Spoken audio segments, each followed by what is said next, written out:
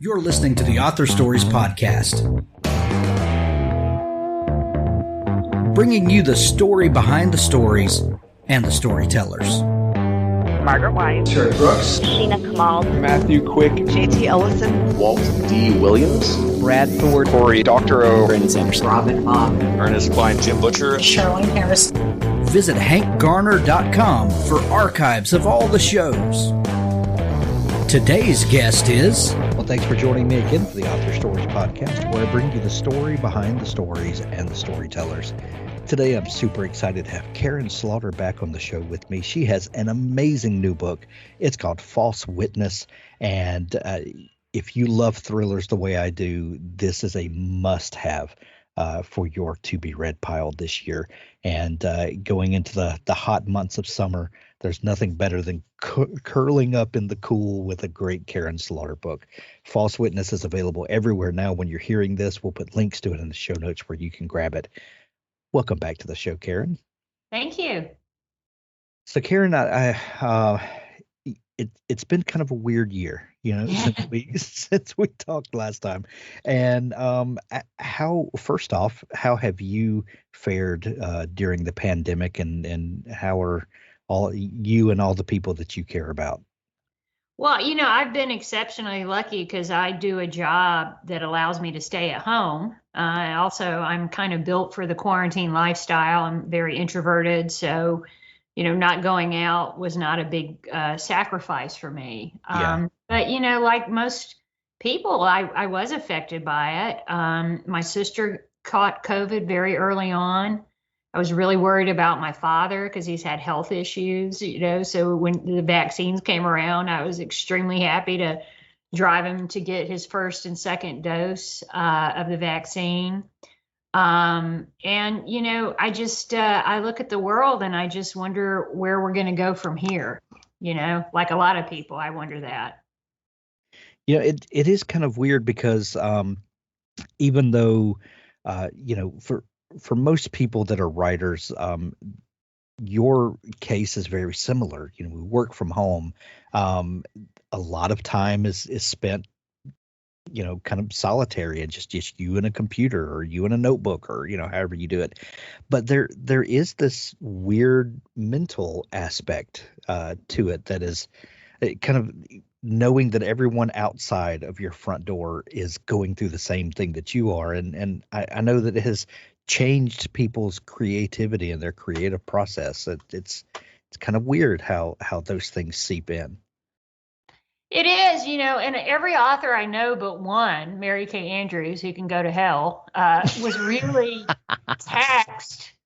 She was like, yeah, I finished my book early. I went to the beach. I'm like, yeah, well, you suck. Right. But every author I know was just anxiety filled about this. And watching the number of people die, worrying about the hospitalizations. Many of us who write thrillers that have a medical component, we're hearing from some of our medical advisors about how hard it was. A lot of us talked to police officers who, of course, were on the front line, firefighters, people of that nature who have these jobs where they have to be out in the middle of it. And many of us do volunteer work with prisons and things like that. And we know that prisons really suffered from the pandemic in a way that a lot of assisted care homes did because people were just trapped there. A lot of people don't know that they charge you for soap in prison, that, access to the showers is kind of a courtesy they provide. They weren't allowed to have hand sanitizer because of the alcohol content. So a lot of inmates lost their lives. They went into prison for maybe a drug charge or a check cashing charge, and it ended up being a life sentence. And of course, we have a lot of good people who work in prisons too, and they brought it home. So it was very anxiety inducing from my privileged perspective. I can't imagine what it was like for people who were out there in the middle of it and dealing with it on a daily basis. Well, and you did something that not a lot of other authors that I've talked to wanted to do, and that's that in your latest book, False Witness, you actually include the COVID pandemic as an event that happens in the book as well. And so many authors have shied away, or maybe not shied away. That's maybe not the I don't want to disparage someone who didn't choose to write about it, but it was a bold choice to include that. Well, I Why? think you want it bold. A lot of times it felt crazy to be doing it. But, I did like Lisa Unger. I talked to her and she made a really valid point, which is I write escapism, or, other authors. And the only one I talked to who was going to include it is Mike Connolly. And he actually put it in his Lincoln Lawyer book for last year. He mentioned the very beginning of the pandemic and really captured that uncertainty through the lens of someone who was in a prison, in an incarceration situation. And I thought, well, if Mike can do it, I can do it. I'll wait and see if people give him crap for it. No one seemed to. But, as a greater service, I suppose, is a way to look at it, because I do think it's important for crime writers to capture what is going on in society, back to Dickens writing about street urchins and the chasm between the haves and the have-nots.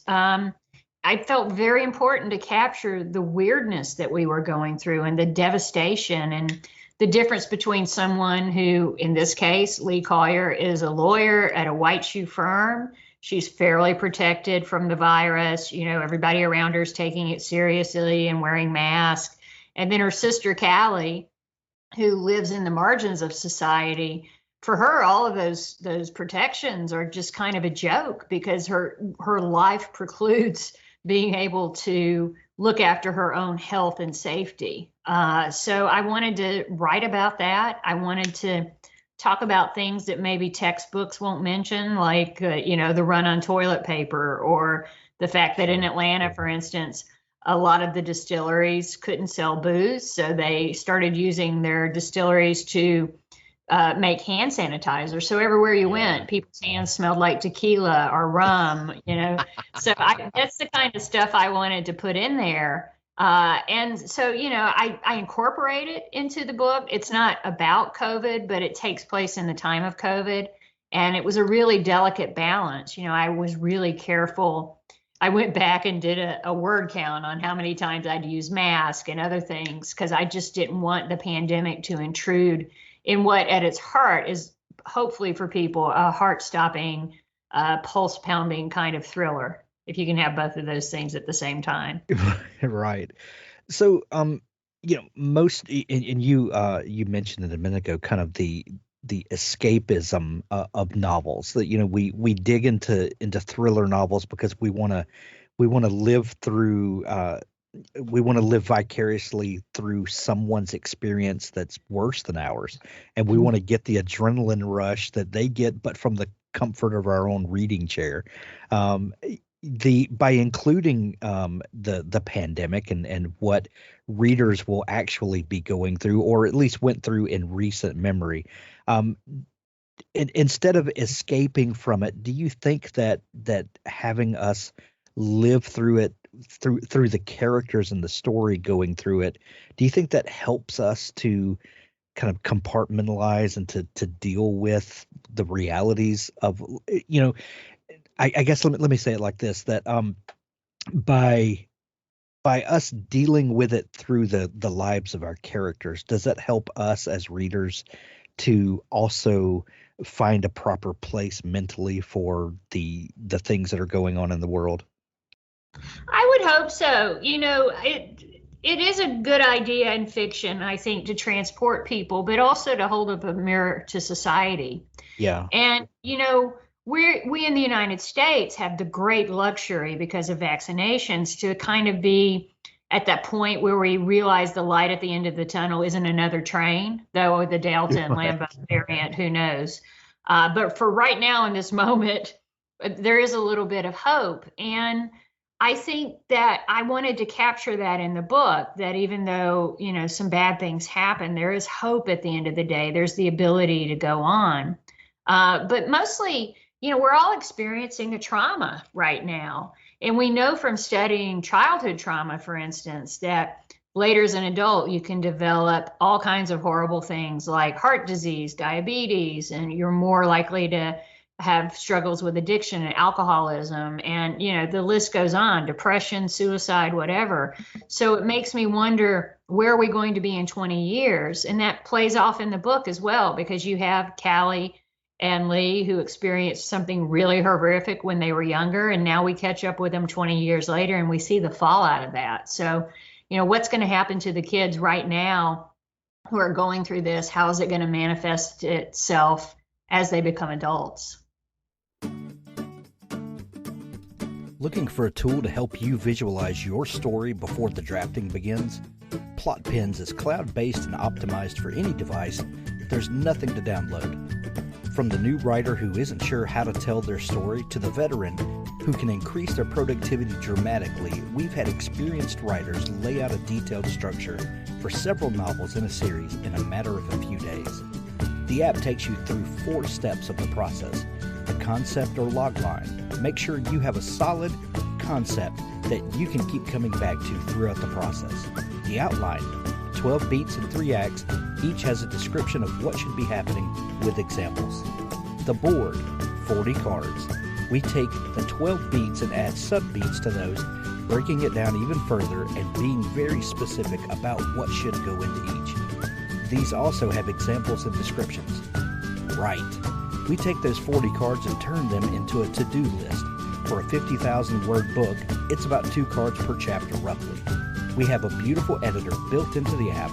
You can export your manuscript to a PDF anytime with the click of a button. Let Plot Pens help you visualize your writing project.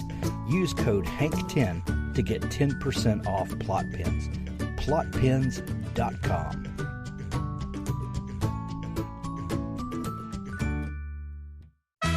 Authors, I have a fantastic new service to tell you about. It's called Pubsite.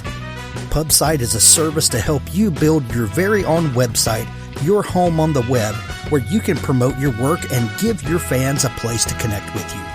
Pubsite is a website platform that allows every author, regardless of budget, to have a great-looking professional website developed by the book marketing professionals at FSB Associates. Pubsite is the new, easy-to-use DIY website builder developed specifically for books and authors. Whether you're an author of 1 book or 20, or a small publisher, Pubsite allows you to build, design, and most importantly, update your website pain-free. No need to be dependent on a designer or webmaster to make a small but costly change to your website. Save the money and do it yourself. Pubsite is the best platform for authors because it's a book-centric platform. Pubsite was built just for authors and small publishers. Every design, feature, and layout is book-centric. They have customized designs for you to use. It's easy to build. No coding or HTML is necessary to create a stunning, professional-looking website with all the features you want. Get a custom domain name, yourname.com. It's simple to update. You can add all of your books, add a blog and a book tour, sell from any retailer, manage your email list and social media, and even do e-commerce. Build your website with a 14-day free trial, then pay just $19.99 per month, which includes hosting, and we offer packages starting at $499 to set up the website for you. Pub-site.com, the place to help authors find their home on the web.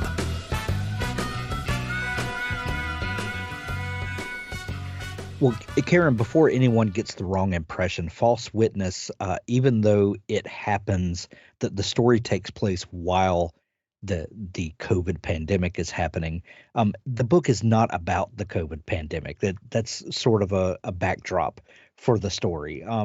When you first started thinking about False Witness, well, first off, you've written series that we as readers love, the Will Trent series, the Grant County series.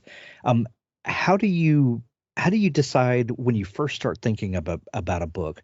Is this going to be part of a series that you've already written? Are you going to use characters that you've already established and the world is already built, so to speak, as opposed to writing a standalone? False Witness is a standalone that doesn't fall into one of these series. How do you decide in the beginning where this story is going to live? The story tells me, because there are clearly some things that work for the Will Trent and Sarah Linton world as opposed to needing standalone characters. In some ways, the stakes can be a lot higher in a standalone because you literally have no idea who they are, what their kind of destiny is. For me, each approach has a different way about it. When I'm writing a standalone, I do have to create a new world and new characters, but when I'm writing a Will and Sarah book, I have to talk about them in a way that's familiar to readers who have been there from the beginning, but also say some new things to keep them interested. And, because I don't want them to feel like they're being hit over the head with information about the characters. But I also have to find a way to give a little bit of their backstory for new readers so that they can understand where the characters are coming from if they've never read the book, or the series rather. So, each one has its pluses and minuses. But I will tell you that False Witness, the idea for it came to me about 3 years ago, because I had Leigh Collier very firmly in my mind. And I was looking for a story to tell about her, and it just all started to come together. So in February of 2020, I was in Miami talking to my editor about it, because the HarperCollins International Sales Conference is in Miami generally when people can travel. And we were walking around Brickell Key discussing this story and saying, oh, wow, some people on the West Coast are sick. I wonder if that's going to be a thing. And it wasn't really part of our dialogue until I got home and she got home. And I mean, she was almost one of the last flights out of the country before the lockdowns happened. And I remember having a long conversation with her about, I want to include the pandemic. And she was, of course, well, no one wants a pandemic book. She was thinking in sales terms. Fortunately, she lets me write whatever I want to write. So she trusted me to make this book. At its heart, it's a love story. It's about two sisters who really care about each other and who are the most important people in each other's lives. But because of this past tragedy that they both experienced, it's very difficult for them to be together. And they tend to only come together when stuff that's bad is happening. And, unfortunately, they're in a Karin Slaughter book, so a lot of bad stuff happens to them. But, if you strip down every part of the story, it's really, to me, what it's always been about 3 years ago is this woman and her sister, and what are their lives like after this horrific experience that they shared happens. How do they move on from that? And it just, it played out well, putting it in the time of the pandemic. This is not the first book that deals with a sister relationship that you've written. Is there something special about that relationship that intrigues you? Well, yeah, in my Grant County series, Sarah is really close to her sister, and in the ones where she's in with Will Trent, you get Tessa's out of the country, but she's still very much a presence there. I just think it's a really important relationship, and sometimes they're really good, sometimes they're really bad, but they help frame who you are as an adult in many ways. And I like talking about character. I love going into character development. It's a really important part of the stories I tell, because I feel like it's very important for you to care about the characters, because if you don't, what I'm writing about could, come off as too much or exploitative or too dark. How I lighten that up is through these relationships. And I do enjoy writing that sister relationship. I'm the youngest in my family of 3 girls. And so it's also an opportunity for me to let the youngest sister get the last word and to be the most clever and beautiful and funny. Of course. Being the youngest in my family, I completely concur with that. Yes, there's strength in being the baby. Absolutely. You said a minute ago that you had the character of Leigh Collier and was there's not your words, but you said you're looking for a story for her. Is that normally how it works for you, that a character comes first and you they kind of live with you for a while before you find something to put them in? Is that a normal story creation process for you? For a standalone, yes. Obviously, if it's a Will and Sarah book, I know who the characters are. It's more Sure. about what horrible thing can befall them that makes me want to write about them next. But with a standalone, it does start with character because they need to be individuals. They need to stand on their own and be interesting and have different layers to them. And so I do a lot of thinking about them as people. What music would they like? How do they interact? For Leigh in particular, I saw this cartoon. I read mommy blogs, one, because they're hilarious, but two, because I write about Faith Mitchell in my Will and Sarah books. And she's one thing that I would never be, not that I know of, which is a mother. So I have to research how women feel. One, not crazy about their children most of the time, which is understandable because if I was going to start a terrorist organization, I would duplicate the actions of a toddler with the sleep deprivation, the screaming, the psychological mind games they play. So I was looking at this mommy blog and I saw this cartoon of the different kids you see at a school play, which I have never had to go sit through. And so that was something interesting to me, and I printed it out. And I started thinking about the opening scene in False Witness, which is, Leigh sitting in this auditorium thinking that now that her daughter is a older teenager, she's not supposed to not have to sit through these painful junior high / elementary school plays, but she finds herself there because her daughter is working behind the scenes doing stage props and stuff. So that was something that was really set in my head. And then I had to find something horrible to happen to her. I was reading a Goodreads page, and I think I was reading through some of the early reviews of False Witness and what some people had to say, and this statement jumped out at me. It said, "Screaming, crying, and hyperventilating are my regular actions each time I'm reading another Karin Slaughter novel."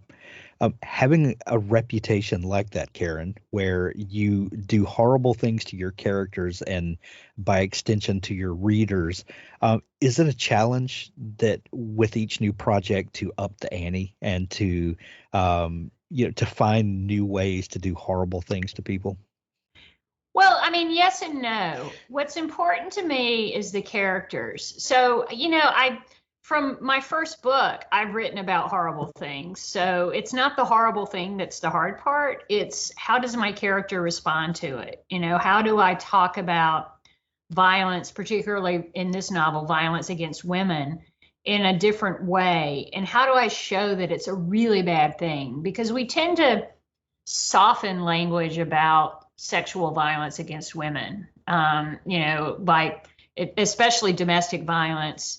Women themselves will say, well, I hit him. And you think, oh, well, he must have been terrified that you were going to kill him. That's exactly the same thing as him hitting you. And so I want to talk about those nuances and really explore the way specifically women think about violence against women, because I write about sometimes characters who aren't very sympathetic, who find themselves in a really bad way and who are making bad choices. And I try to challenge our preconceptions about who deserves to be called a victim and who doesn't, because we really do a lot of that in society. And so that's always been my focus, is how can I craft a character around this story where I talk about the fallout of violence, what it does to people, what it does to communities, men and women and children living in these communities where this sort of thing goes on.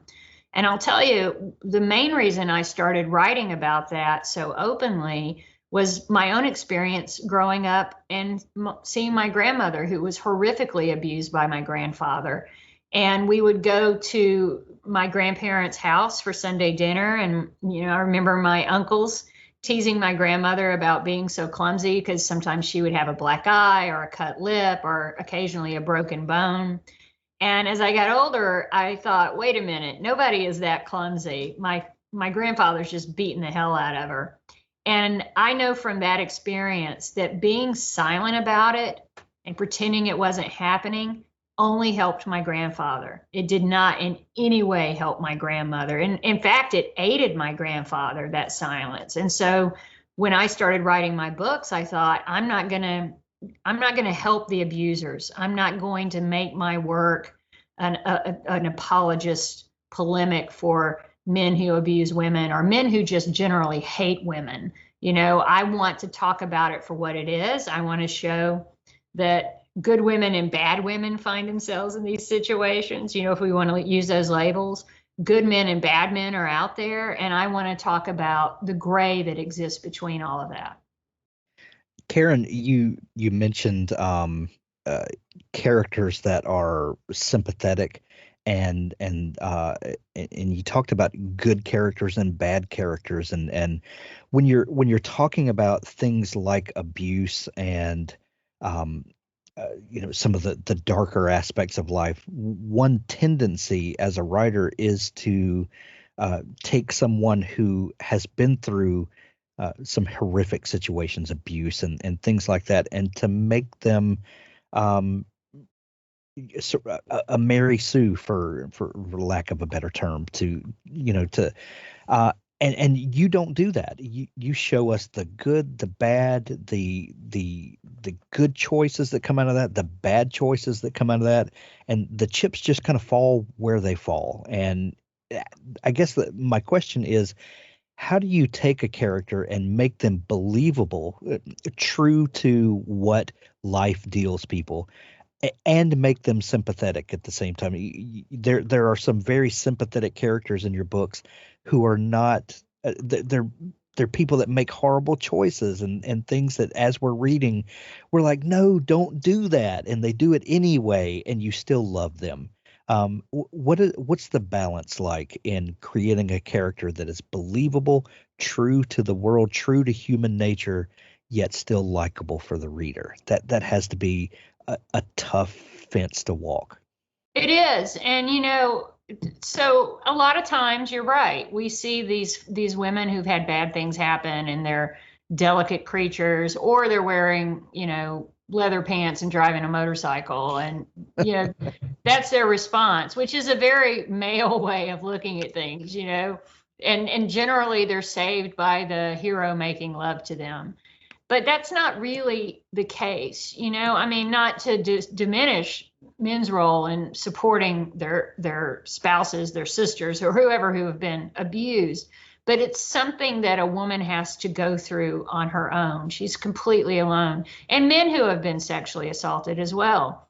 And it's messy. And we know statistically that people who suffer sexual assault tend to be more prone to alcoholism, depression, drug abuse. All the things that I talked about earlier with trauma. Sexual assault is a trauma. People who go through it have post-traumatic stress syndrome for the most part. Not everyone, but for the most part. And for women, when they experience something bad, their tendency is to punish themselves and blame themselves. And so they can make really bad choices that they wouldn't make otherwise. I always liken a sexual assault to the crime of murder, because you take who that person was going to be and you murder that person. They will never feel the same safety or power inside their bodies that they felt before that was momentarily taken away from them. And so that's what I want to write about, is the sloppy side of it, where, recovery isn't all rainbows and ponies and that sort of thing. It's really hard work. It's why some women identify themselves with the word survivor, because they feel like they've survived a war. It's why some women don't attach the word victim to themselves. They want to get some of that power back. And every woman, every man's experience is different as a response to sexual assault. And I want to write about the different responses that you see on the spectrum, not just the idealized version where she gets an AK-47 and, kills everybody who ever wronged her, or he goes on a murder spree or whatever. I want to write about what I know happens in the real world.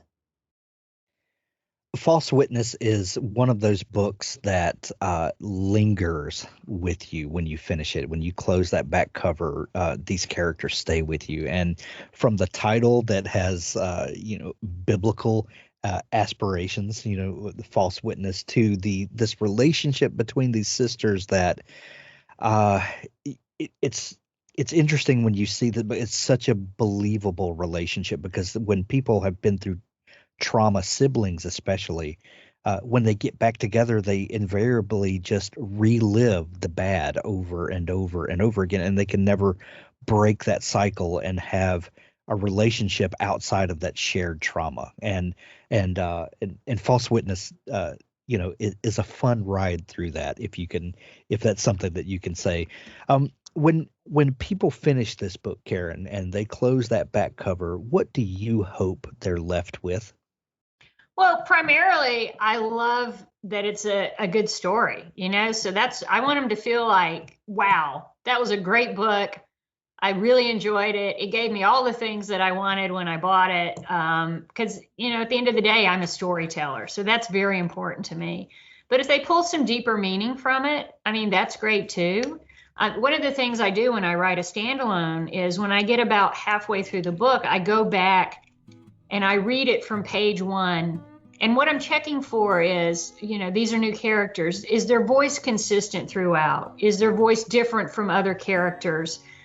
Is what they're doing by the middle of the book, does that make sense based on the person you met in that first chapter? Is that in keeping with their personality, their morality, all these things? And one thing that it really surprised me when I did this was I thought, holy crap, I can't believe how much our lives have changed, with wearing masks, with how quickly that became incorporated into our everyday world. And, being on the other side of it, it's like, wow, I cannot believe that's how we were actually living. And hopefully we'll not have to live that way again, at least in our lifetimes, Hank. It was really eye-opening to me to read that. But also I thought, this is a book that's a little different from the usual structure of one of my novels. In that a lot up front that you normally don't know. And I was very pleased with how I was able to pull that off. So I think people are going to see a lot of twists and turns, and they're not going to know what's coming next or even how it's going to end until they get to that last page. And I hope they're satisfied with it. What are you working on now, Karin? Oh, my next book for next year. I'm very excited about it. I've been writing on it a little bit, but I can't tell you much about it. No title, no nothing. But I hope the people are pleased with it. False Witness is available everywhere now. When you're hearing this, you can grab it in Kindle edition or hardcover or audiobook. We're going to put links to all of those formats in the show notes of this episode. Karin, if people are just discovering you and want to dig into all the amazing stuff that you have done and continue to do, where can they find you online? I'm everywhere. KarinSlaughter.com, my Facebook page if you want to see lots of pictures of cats, Instagram, Twitter, what have you. You can find me. I'm like a bad penny. I just keep showing up online. We'll put links there to all those places in the show notes as well. Karin, always a pleasure to catch up. False Witness, one of my favorite books of the year. We're going to send everyone to pick up a copy of it. Thank you for taking time to come back on the show. Thank you. Wargate Books presents Hit and Fade, Forgotten Ruin, Book 2, by Jason Anspach and Nick Cole. Narrated for you by Christopher Ryan Grant. Chapter 1. The army of the dead walked straight into our ambush east of Fortress Hawthorne. That's what the FOB is called now, Fortress Hawthorne. Despite it being officially known as Forward Operating Base Hawthorne, as was originally intended when the 50 detachments of various special operations groups came forward through time from Area 51. A one-way mission to save Western civilization from a rampaging nanoplague destroying the very fabric of said civilization. Apparently, we overshot the temporal insertion point and stuck the landing. Sorta. About 10,000 years too late. Said civilization is now basically something straight out of Tolkien or Dungeons and Dragons, which we've all now gotten a lot more familiar with thanks to our resident expert and fledgling hedge wizard, the infamous PFC Kennedy. But the Rangers just call it the fob. The first of our explosives to ruin the leading elements of the army of the dead advancing on us, Claymore mines the recaptured forge back at Hawthorne had cranked out in the weeks after we'd retaken it from King Triton, were fired by Ranger Sergeant Kang down there with the Scouts and Captain Knifehand's assaulters. It was close to midnight when the front rank of bony warriors, carrying rotting shields and spears, eyes glowing malevolently in the deep night mist, advanced into our ambush, only to get ruined by the daisy-chained claymores' sudden eruption. Above us, a cloud-shrouded moon cast a wan yellow light over the battlefield. The night was hot, and spring was coming on full now. The pilots who'd gotten us here in the grounded C-17 back at Ranger Alamo, using their meteorology skills, had guessed it was going to be a long, hot summer ahead of us, and an early one at that. But there was a cold shiver in the dark on your exposed skin that you couldn't quite explain when you saw the dead advancing rank after rank. The bone warriors, carrying spear and shield, other darker creatures barely seen. The lower areas of the earth were graveyard cool and misty, so maybe that was it. Still, the brutal, unrelenting cold of our almost last stand back at Ranger Alamo was gone now. But not the horrors. There wasn't a night that some ranger didn't wake up out of a tormented sleep, breathing heavy, sidearms scanning the dark and looking for orcs and ogres to ventilate. I was sweating in the hour leading up to the attack, despite the night and the mist. Kurtz had us humping hard to get the 240 and all its ammo up to the top of a small hill that overlooked the area where we'd channel the advancing echelons of the Army of the Dead into further fun and games the Rangers had planned at a bend in a riverbed. If the approaching Army of the Dead continued on their current course track, they'd enter it for a brief period. It was decided by the captain we'd kill them there. And I was sweating. Not because of fear.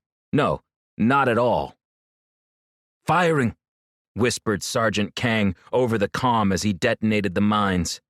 And 8 daisy-chained claymores spat thousands of steel balls all across the front line of what even I was still finding it hard to believe I was seeing through my night vision device. Skeletons. Warrior skeletons. Ancient warriors like something out of the Bronze or Iron Ages. Worked breastplates of molded plate or rotting scales, green and tarnished, stamped with the markings of fabled armies fallen in battles long, long ago.